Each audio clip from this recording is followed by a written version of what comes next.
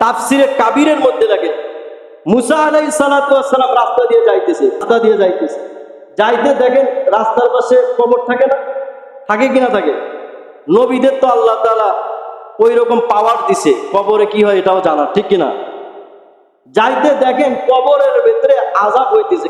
তা নবীর কাজে নবী চলে গেছেন, আসার পথে আবার দেখেন ওই কবরের আযাব নাই, কবরের আযাব মাফ করে দিয়েছেন, ব্যক্তিটা শান্তিতে আছে। সুবহানাল্লাহ বলে।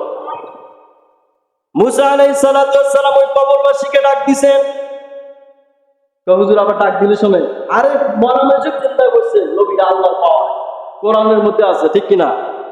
এটা তো জিজ্ঞাসা কোনো ব্যাপারে না। মুসা আলাইহিস সালাতু ওয়াস সালাম ওই ব্যক্তিকে জিজ্ঞাসা করছেন, ভাই দেখলাম কবরে আযাব হইতেছে, কিন্তু এখন তুমি শান্তিতে আছো, মানে কি? আল্লাহর পয়গম্বর মুসা, আমার দুনিয়ার ভিতরে আমার স্ত্রী ছিল, স্ত্রীর গর্ভে একটা সন্তান ছিল, সন্তানটা জন্ম হওয়ার আগে আমি মারা গেছি। আমি খারাপ মানুষ, এই জন্য আমার কবরে আযাব হইতেছে। সন্তানটা দুনিয়াতে জন্ম নিছে, সন্তানটার যখন মাদ্রাসায় পড়ার অবস্থা হয়েছে, প্রাপ্য হয়েছে, আমার বিবি আমার সন্তানটাকে মাদ্রাসায় দিছে। মাদ্রাসায় যাওয়ার সঙ্গে সঙ্গে মুসলমান, দুনিয়ার এমন কোনো ভার্সিটি নাই, স্কুল নাই যেখানে সর্বপ্রথম বিসমিল্লাহির রহমানির রহিম পড়ায় আছে। শুধু একটাই প্রতিষ্ঠান, সেটা হলেন মাদ্রাসা, ঠিক কিনা? মাদ্রাসাতে বিসমিল্লাহির রহমান শিখায়।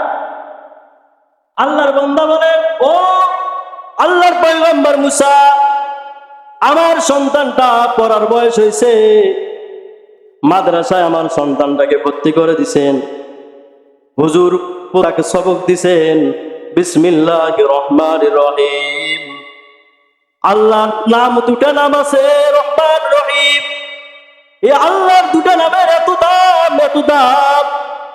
আল্লাহ ফেরেশতাকে ডাক দিয়ে বলেন, আমার রহমান নামে আমাকে ডাক দিছে, রহিম নামে ডাক দিছে।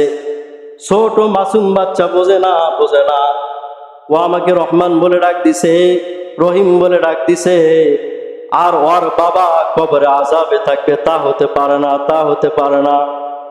আমার এই দুটা নামের বরকতে আমি তার বাবার কবরে আযাব মাফ করে দিলাম।